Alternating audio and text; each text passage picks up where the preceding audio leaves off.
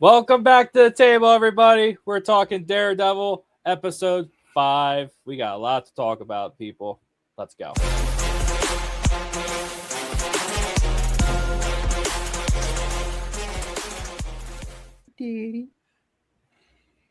That's right, people. We're talking episode 5 of Daredevil, Born Again. If you have not seen it, put this on watch later. You don't want to miss the conversation. I am the lovely watch it host, first. I'm Kev, aka Spider Kev. I'm with my buddies, Mike Berry, Matt Murdoch. Mike Murdoch. Thank you very much. Eminem. That works. The Karen hater, George. What's good, guys? Let's talk about some Karen hate this episode. Even though we only saw her for maybe, 10 seconds? I got a theory, man. Brother. I want to talk about Karen. It was a 10 seconds that burned an impression in your soul. I want to talk about Karen at the end there. We'll talk about it because there was 10 seconds of pure hatred.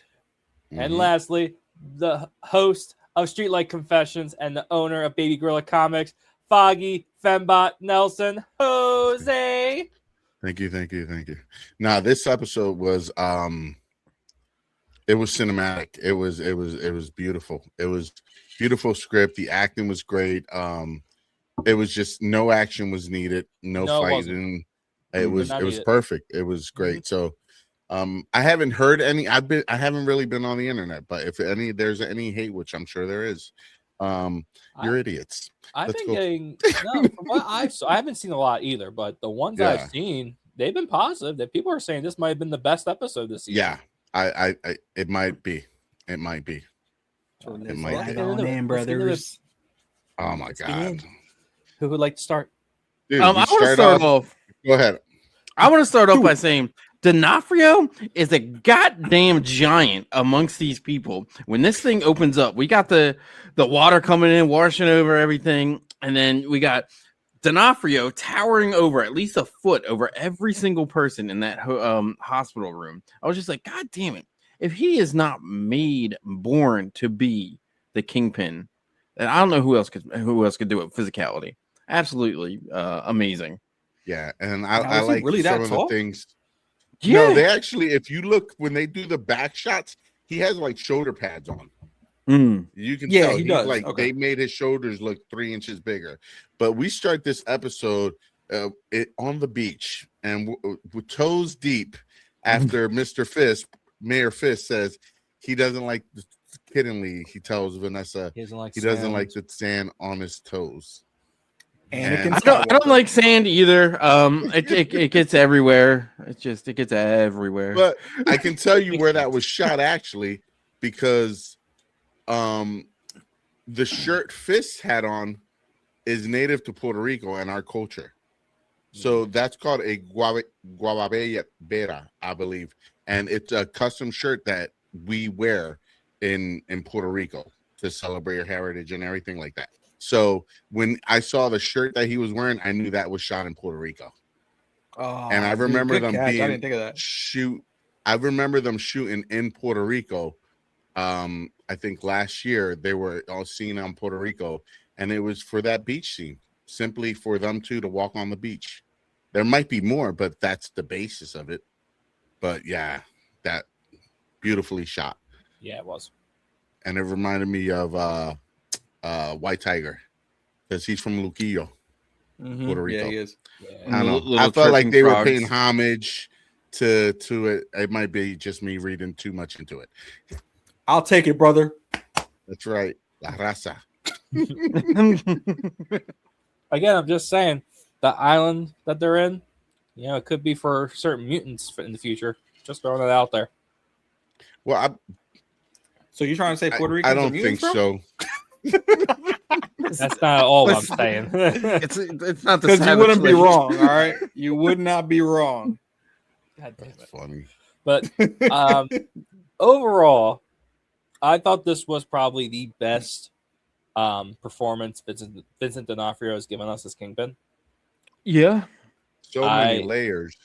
There's just from him in the room with her, just being near her, making sure nothing happens, and then when she wakes up and she tells him that, or she asks him about how they met, and then the ending.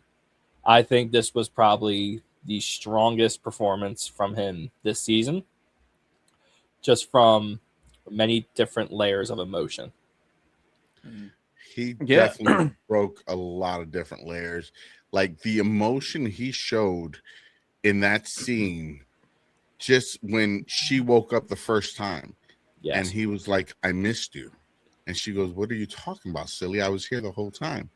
And you could see the emotion. Yeah. And we've all felt that way because we've Mhm. all had someone that we love in a hospital bed that we don't want to see there, someone sick or a child sick, and we're trying to take care of them. And you feel that vulnerability. And it just, Yeah. he brought that vulnerability, and that character and his feelings were all in the emotional, especially at the end when, you know, we all know what happened. She crashed, and just he was amazing. Like, I don't know what else to say besides his acting was that episode. If he can get whatever it is, an Emmy, he should get one for that episode alone. Yeah, just mean, to just to go back to when she woke up, just to see how like damaged and broken he can be when she's not there.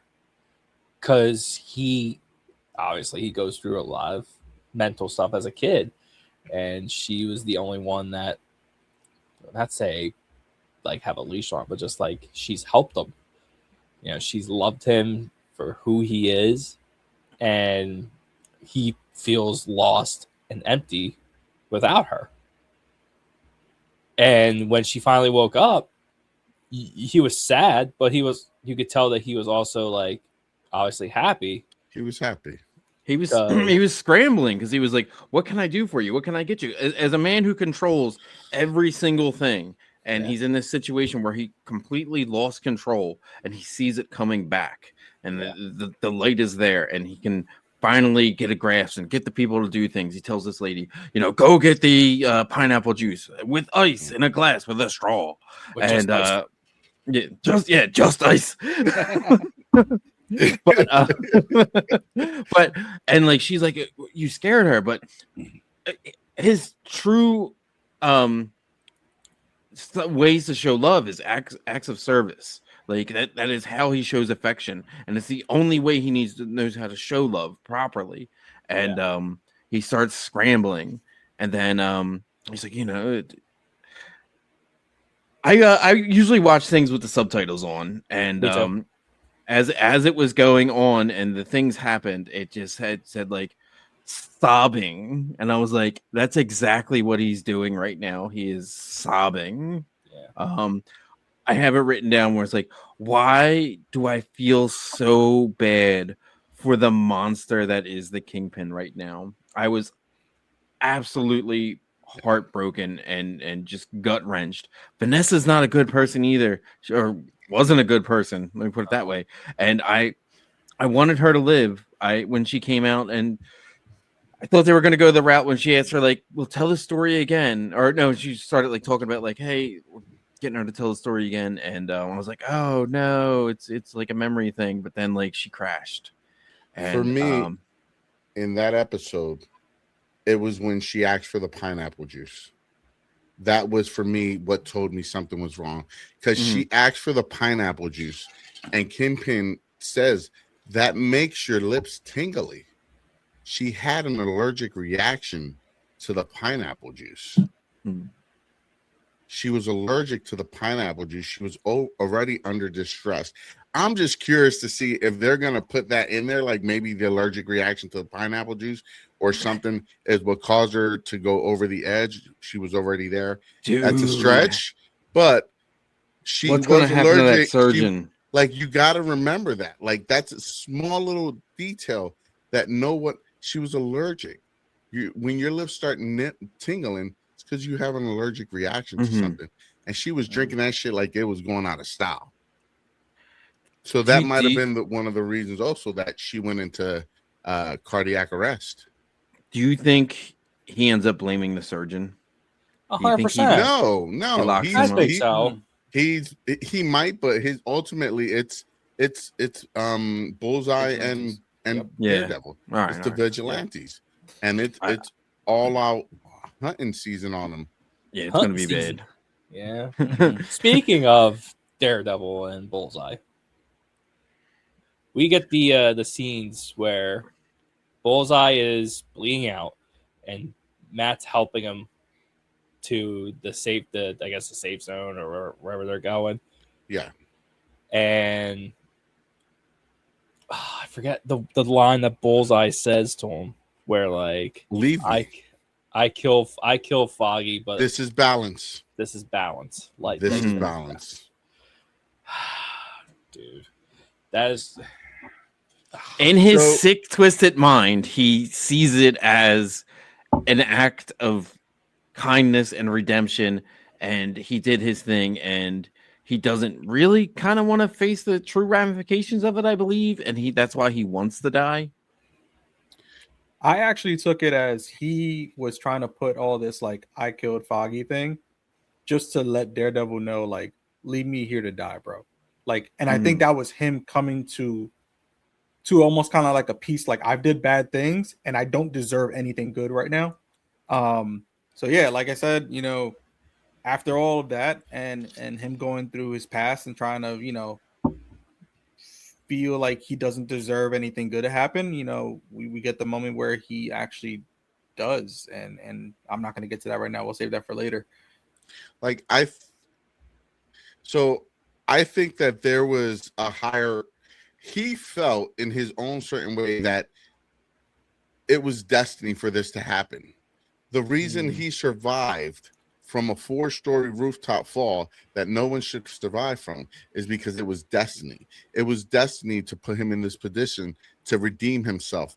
The same way, in the same story arc, Matt had to put himself in the position to redeem himself when he was going in a court case against Lionel.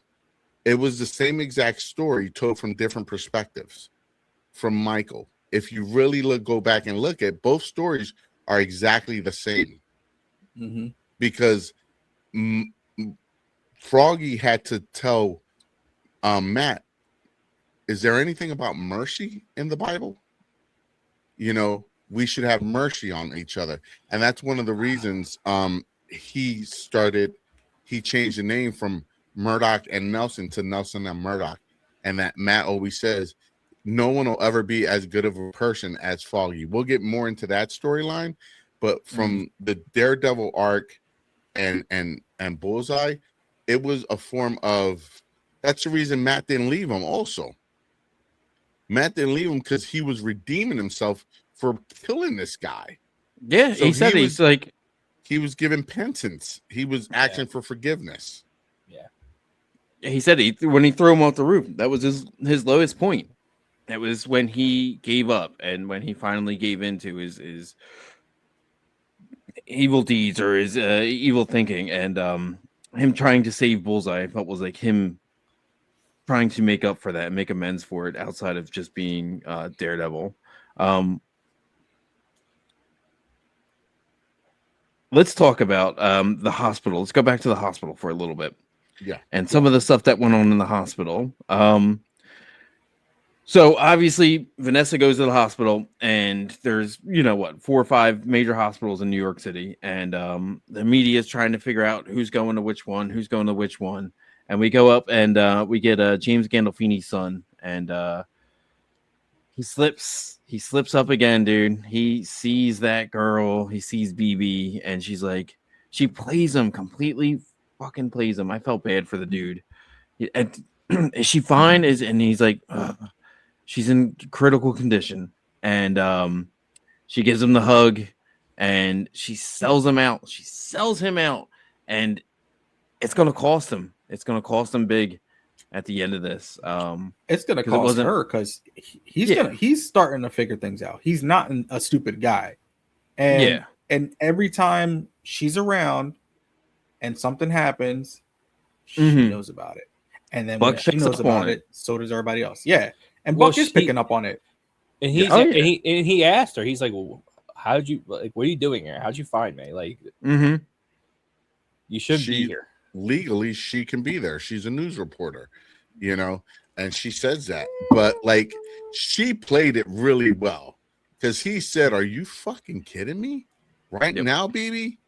And like she went in for the hug and diffused the whole situation. She is playing this dude like a yo-yo, like He's falling for it. ridiculously. Yeah. Yeah, Is because he?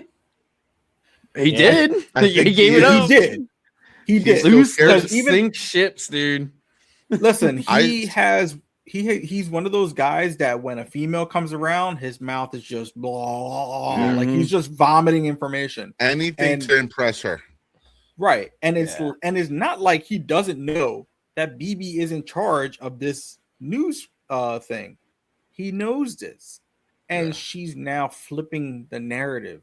She's using all of that information, she's flipping it, and he's gonna get the wrath of somebody at some point if he don't get his shit together. And we all thought he was right there because what happens next?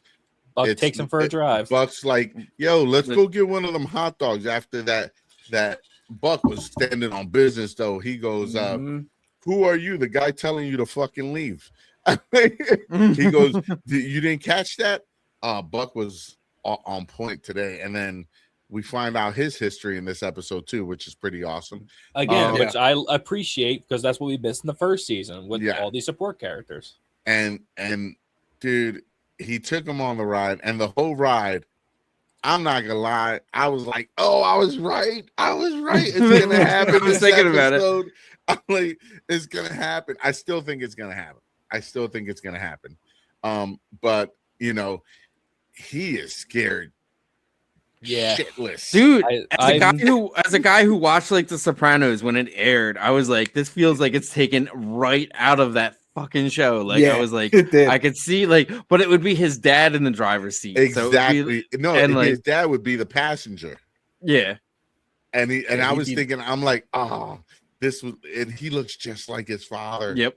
He looks so much like his father. Mm. It was such a great scene. And he pulled over to that lumber yard and he's like, nah, stay in the car. But I can help. Let me go with you. Nope. Dude Nope. comes out with a shovel and a sawzall.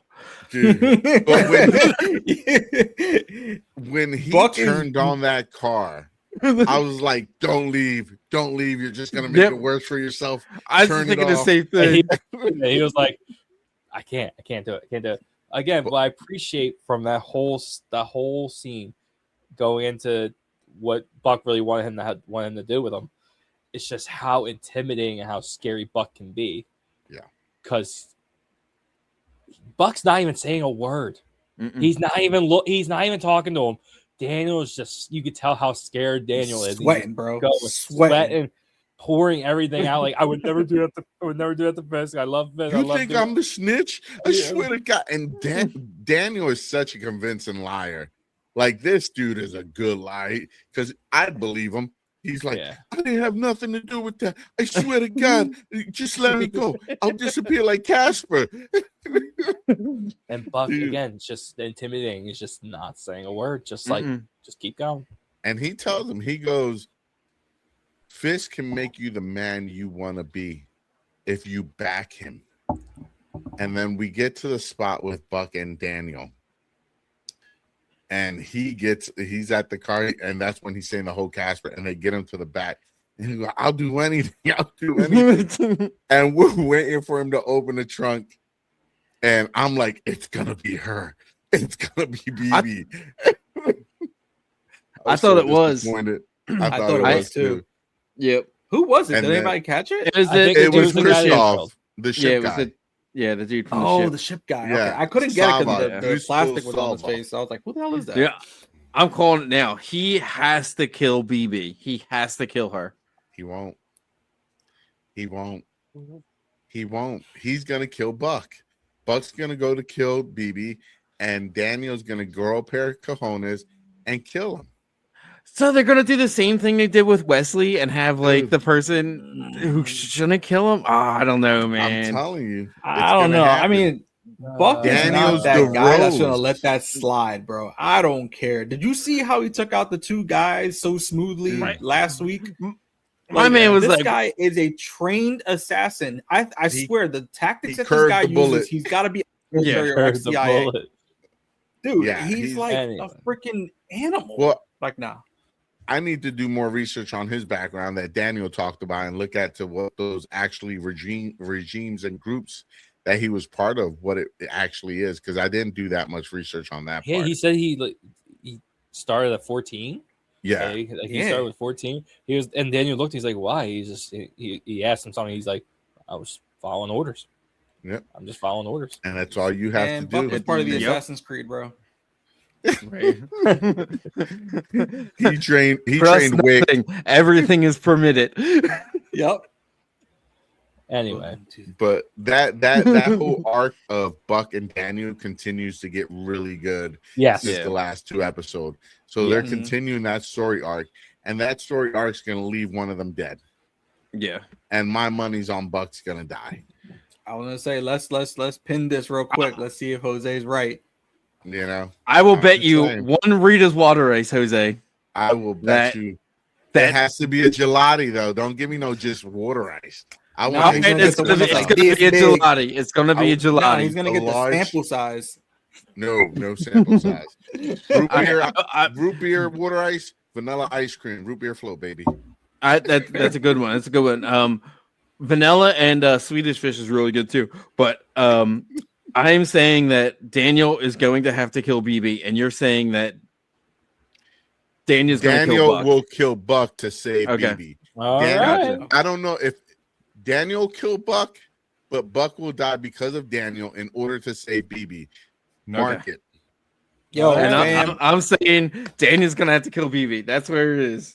No. if you guys are Gentlemen's- watching this, gentlemen's add bet. that into the comment. Who you think is right? Like, I want to see what everybody says. I want to see what everybody says. All right. Like, All right. Well, let's move on. Let's move on. Meanwhile, like last time out at the shop, like, hey Mike, you want some free water ice? Nah, I'm good, buddy. I'm good. Thank you. Anyway, You're about to get another freebie. now let's talk about from another duo to another one. How much I miss Foggy and Matt Right. together. yes. Can Foggy we talk is the about Matt's heart of toupee, this. though? That hair was Dude, the it the wasn't- de-aging in The this was de-aging was crazy. fantastic. It was Vanessa- And crazy. this shit was like de-aging. next level, They right? gave That's Foggy Woo! they gave Foggy the double chin again, like he had in the Netflix series. Yeah, he did. That was really, really. Dude. I good. saw something was really cool on an Instagram reel. They said when they kind of go into the flashback, it changes aspect ratio to the Netflix aspect ratio. Yes. And I was like, mimicked I the thought that was lighting really and cool, though. Everything. Yeah. Yeah, they mimicked the lighting and everything. It was so good. Like It felt like Yeah. old times. it Yeah, it felt did. like old times. But that's where he got the name Fembot from when they go to help his friend Connor. I think his friend was Connor, and Lionel is the guy Ray that called Foggy Fembot.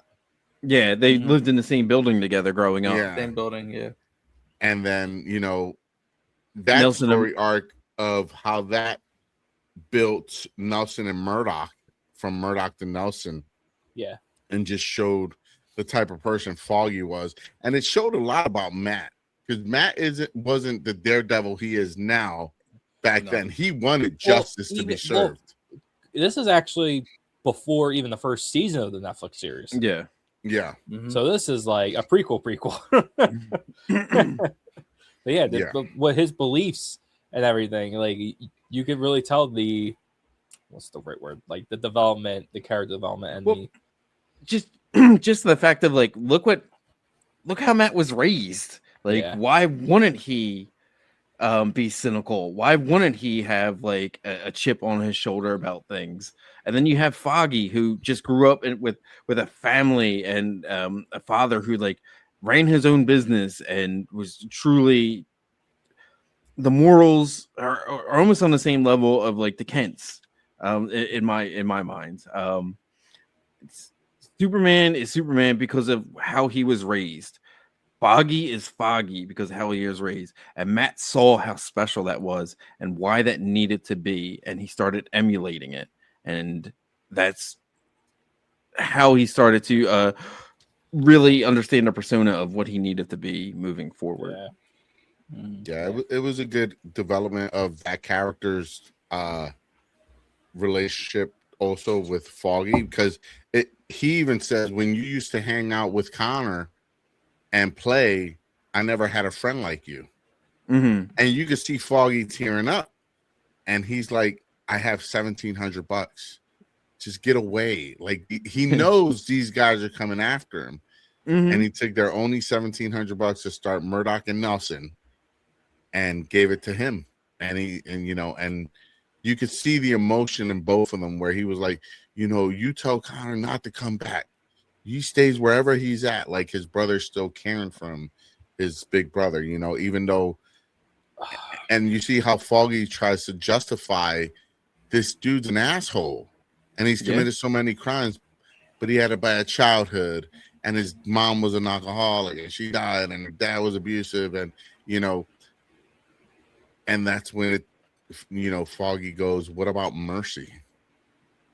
But what got me to it was the line where the guy goes, if you talk to my brother, tell him don't ever come back here. There's nothing left here for him to come back to. And Foggy just looked at me and says, there's you. Yeah.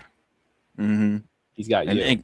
That's the family heartbeat there. And you're never as alone as you really think you are.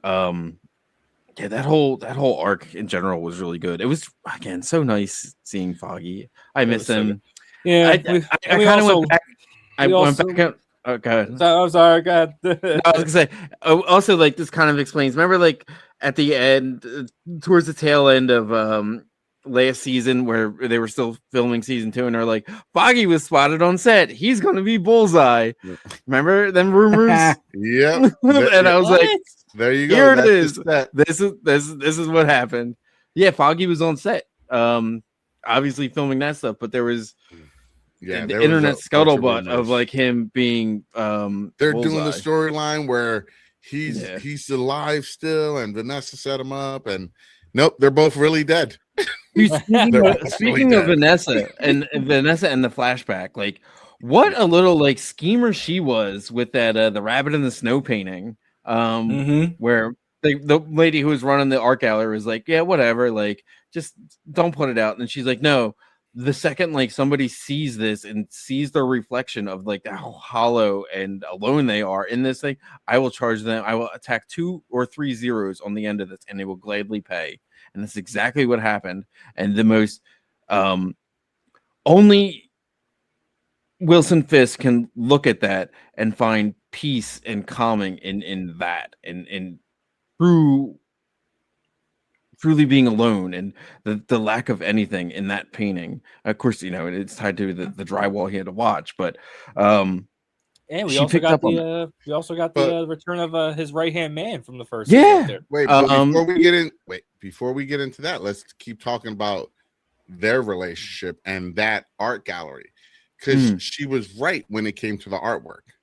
Yeah, art speaks to people. And she said with the right, and I love how she admits it to him before she passes later, which I'm sure we're going to get into. But like, she knew that art would draw him in. And it's funny because Fisk, he's with Wesley, who we got back today, which was awesome seeing Wesley back and how he tied into everything. I like the fact that he mentions, diversifying and Bitcoin. But Wilson also says when he diversifies, he goes, I wrote this down because there was no way in hell I was going to remember this. He goes, the art world, pretentious and heirs of poison of something meaningful. Basically, he said he didn't like art because it was basically people buying art to pretend to be something they're not. So he didn't like that art world and he hated it and he didn't want to be a part of it. But yet he used art to get to Vanessa. I just thought the way he said that, and it speaks to what Vanessa meant to him and that artwork. And they bonded over that artwork. And that's why it meant so much. And he didn't care. He said, I would pay anything for that. It didn't matter how many zeros you added. He said it wasn't never about the painting. It was about Vanessa, and the painting solidifies their relationship. Yeah. She even admitted it to him. She's like, "Yeah, you You overpaid that painting. And he said it was all worth it, and it was all worth it. Yep. And that's the thing, like, because I kind of forgot. We kind of take for granted that this show's kind of been running a long time, but we do go back to like season 1, where Kingpin in general was kind of just whispers and rumors. The man never came out in public. No. I kind of forgot, but he was like, "Yeah, we'll get like a private viewing of this thing." And she kind of like brought him out of his shell quite a bit, and into like the public perspective or perception. That's for sure. She really did bring him out of his shell, and she was very important to him. She softened up the gangster. Mm-hmm. That's what a good woman does. She softened him up and she elevated him in his position, in his stature, in everything he did. She made him better at whatever he did just because she knew how to run the business. Also, he would do anything to impress her. Mm-hmm. Yeah. You know, so she had a vital part in the Kingpin being who he is now. Mm-hmm. Who we're gonna get in the next episode gonna be back to old gangster Kingpin, Dude. Mm-hmm. When we're gonna see like a man that was like chained up for years finally out. It was heartbreaking when in that last scene when he started like kind of really getting upset and stuff, and she was like, "I've never seen you like this before," like truly kind of like spiraling out and not understanding what to do. And she was like, "I've never seen you like this before."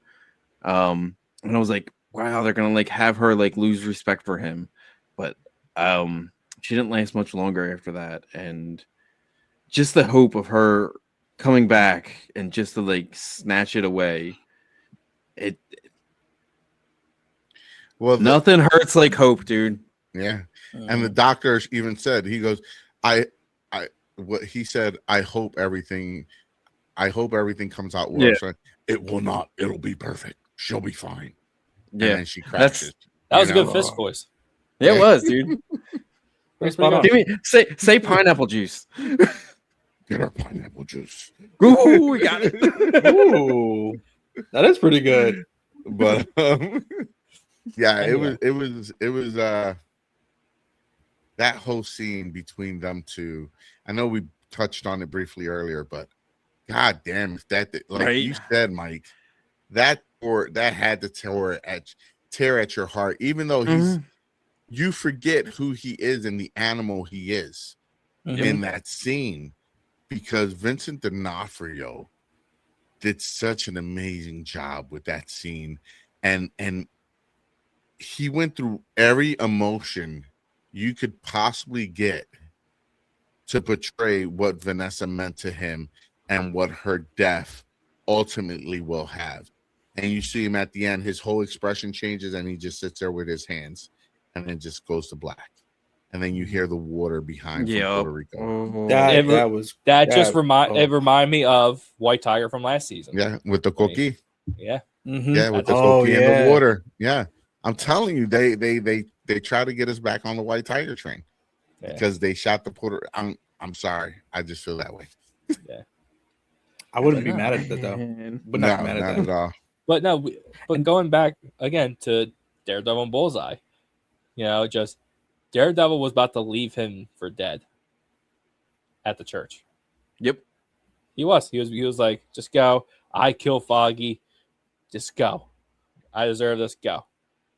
He goes, and that's when Foggy was talking about mercy. He convinces himself. He sits there. He says, "I tried. I can't do this. I can't escape. I can't bring him. I can't. I tried. I did what I could. He tried to justify it.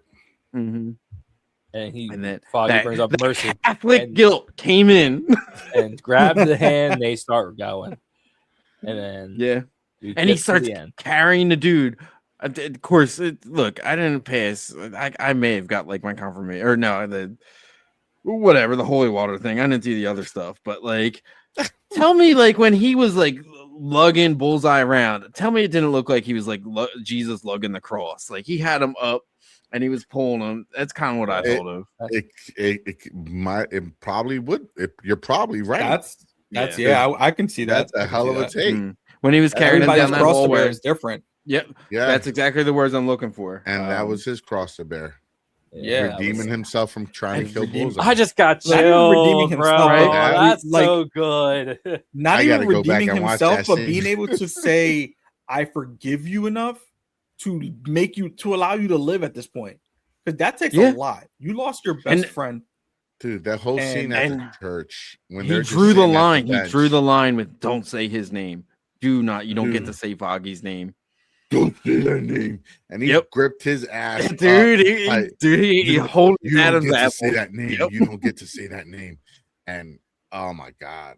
And at the end, right when like he like lost hope and didn't want to do it, Bullseye knew what he was doing. He was like, leave me. I killed Foggy. And Yeah, like he he was said his trying to name. He force him. said his name because he knew it would get under Matt's skin. They were both trying to redeem themselves Mhm. in this situation.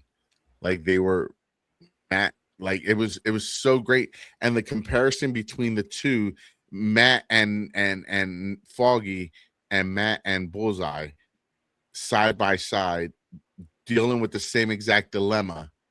One, you can set this man free, but Matt's like, do we really want to deal with the paperwork and all that bullshit? You know what Yeah. I'm saying? And then now Matt has to face bringing the man who killed his best friend to his girlfriend, who was also her best friend.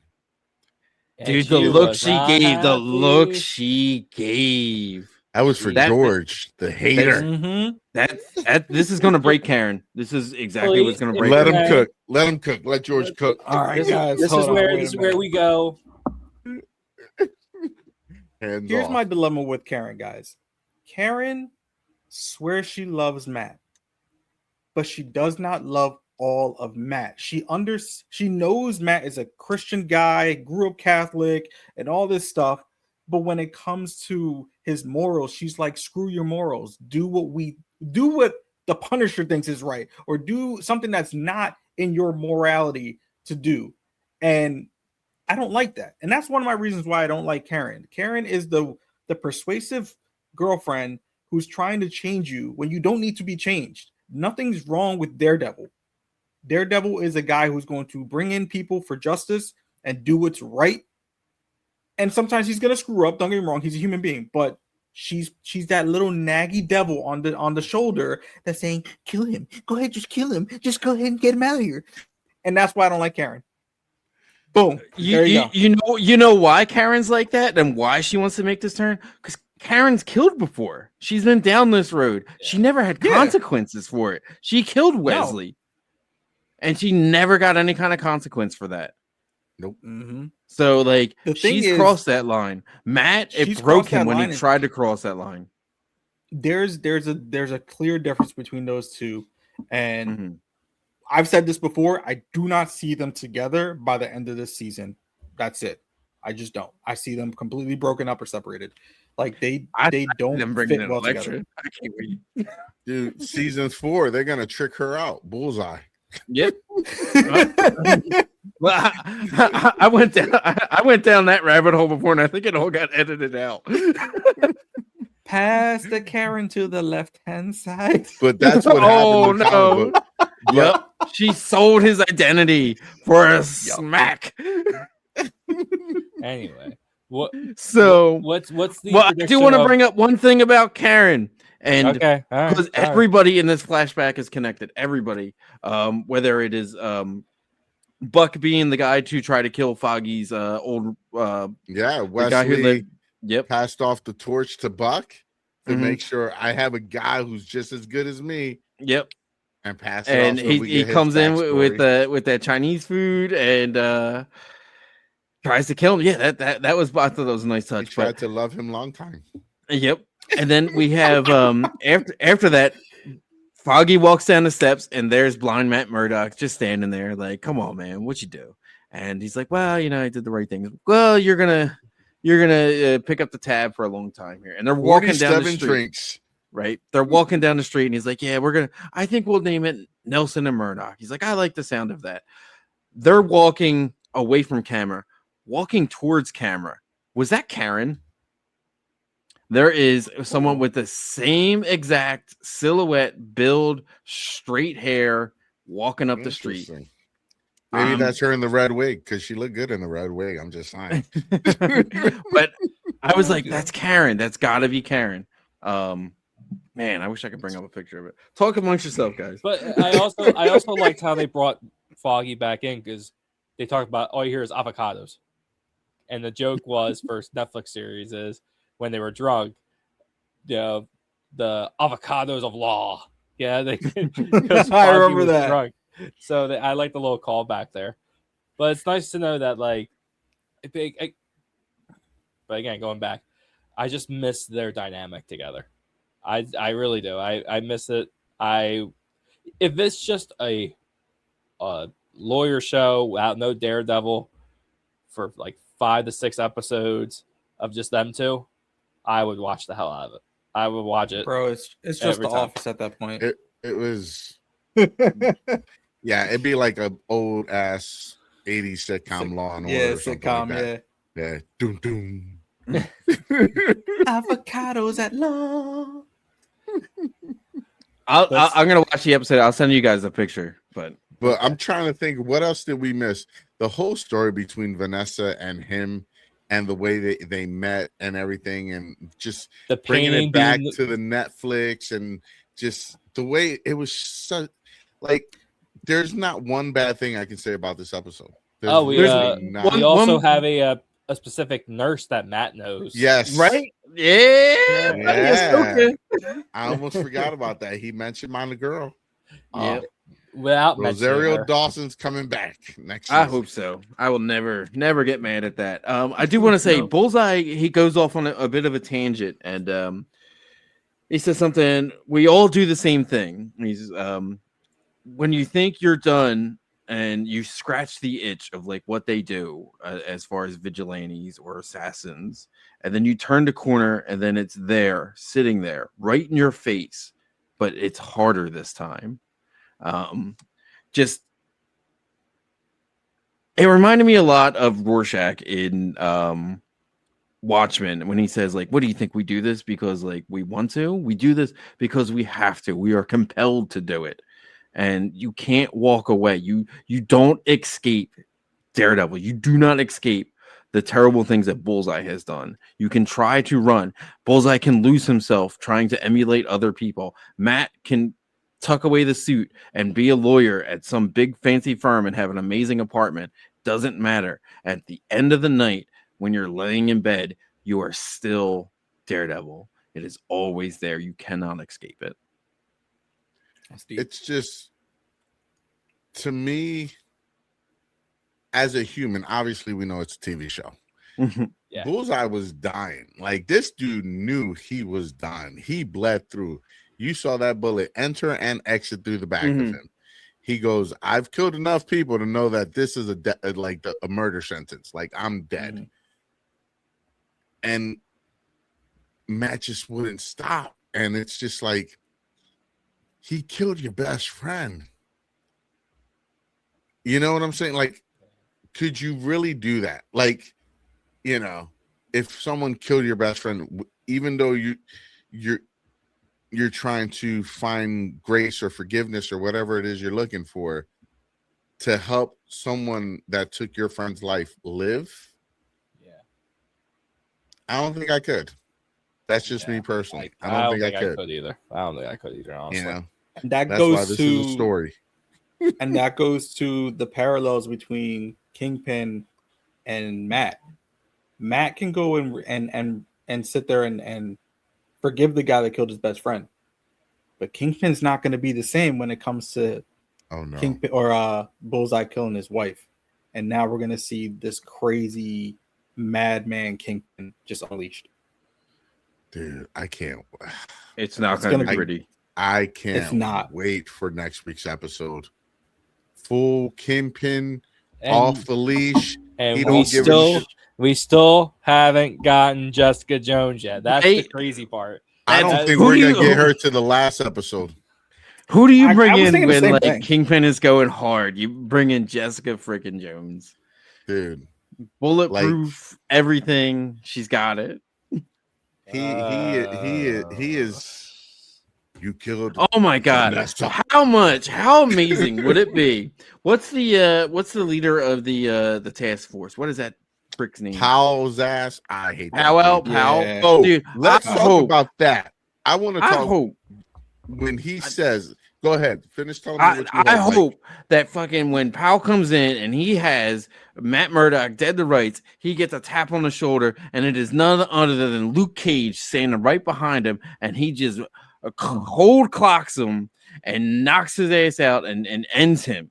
I hope it is don't know. Luke Cage who ends Powell.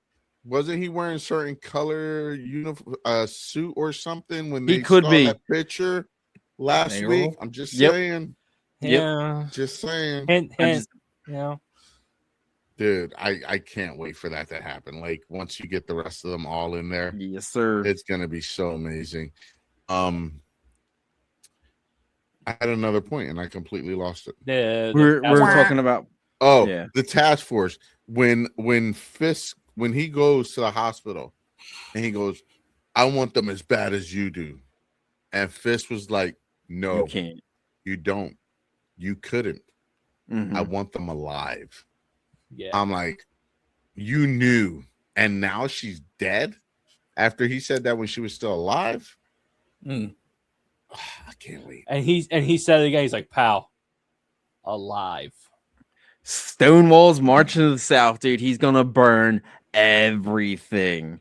Everything is going to get burned down to the ground. There's He no will not way stop. they're not in Spider-Man. There's no way this stops Right? at Daredevil. Like No, there has to be a I think it's gonna connection to continue. Spider-Man. It's gotta be.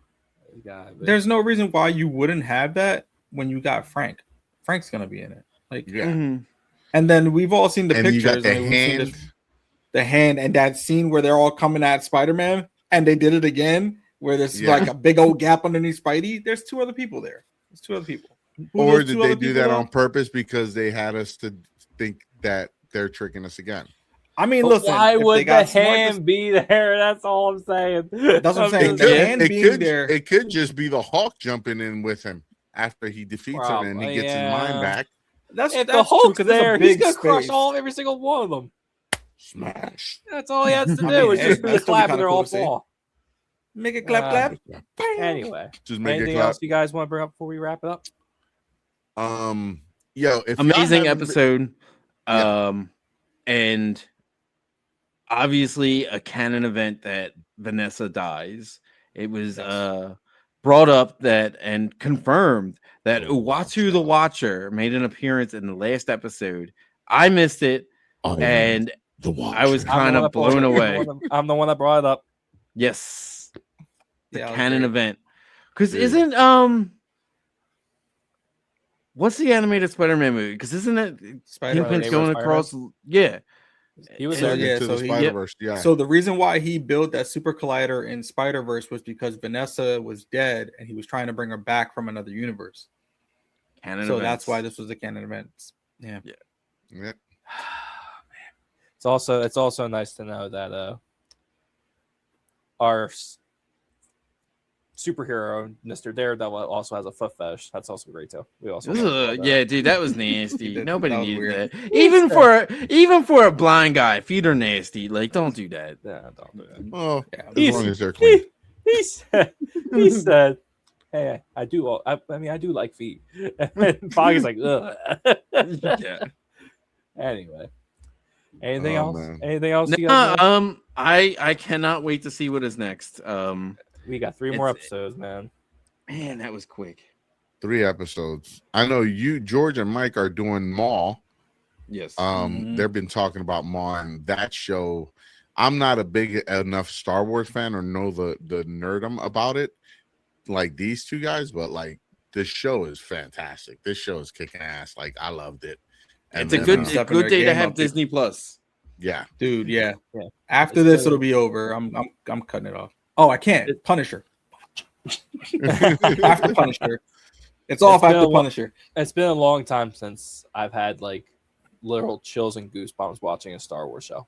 Yeah. Yeah. It's That's really phenomenal. good. And if you're not watching, like I know I'm watching Invincible and The Boys right now. I'm and so let behind. me tell you, I'm so it. behind. Yo, The Boys is going out with a bang.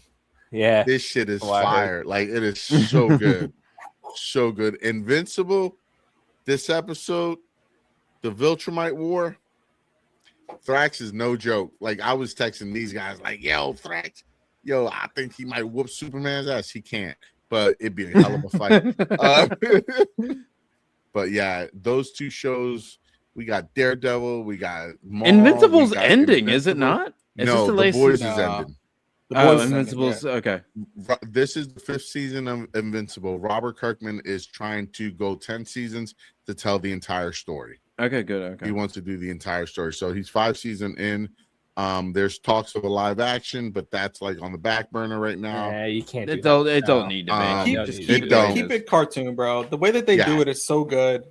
Like It's my perfect. kid watches It it. really so is. Mm-hmm. my It's kid's been trying to get me into it for years. I'm like, I'll get into it eventually, and I'm like, yeah, hang around to it. It's fun. I It's fun to read- watch, Yeah. man. I read the first. I wish I bought the fucking issues. I really do. Because they ain't cheap now. But they're I not. read the Books. They're like Bibles, Yeah. bro. They're like this. Yeah, thick. I got the first compendium. when Barnes and Nobles went out of business, or Borders. Which one went out of business? It was Borders. When Borders books went out of business, I bought the first omnibus. I was, dude. And so I read like the first, I don't know, like 4 or 5 graphic novels of it. And it was really good. It's just I never went back and picked it back up. I have I my wish I Baby did. Gorilla Comics. Hey, You know what? Hey. We have the volumes that baby. is there we're is all the there way a up certain to event that's 13. coming up there, Jose? Oh, you are correct. May 2nd is Free Comic Book Day. Saturday, May 2nd. We'll be having our annual sale this year. So Whoop, whoop. if you're a cosplayer, please spread the word. Or if you know cosplayers, please come join. Unfortunately, the budget didn't allow for me to purchase hire people to play cosplayers this year. So anyone who wants to come out, have fun, BG will be there. We'll have a ton of sales. It's going to be a great time. So Saturday, May 2nd from 12 to 7 p.m. at Baby Gorilla Comics. Hell And yeah. Buy a comic book or get Buy one a for free. We're going to have so many sales, 50% off back issues, 50% off Funko Pops, 15% off toys, 10% off graded comic books and books in the case. We're going to have a lot of sales. I'm gonna go broke. Kev, you know what that means? What's It's up, bud? time to go shopping.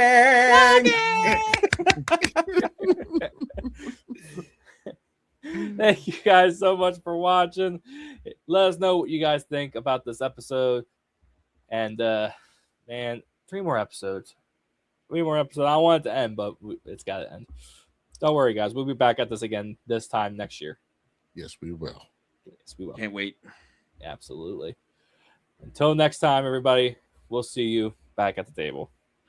Adios. Adios. See you.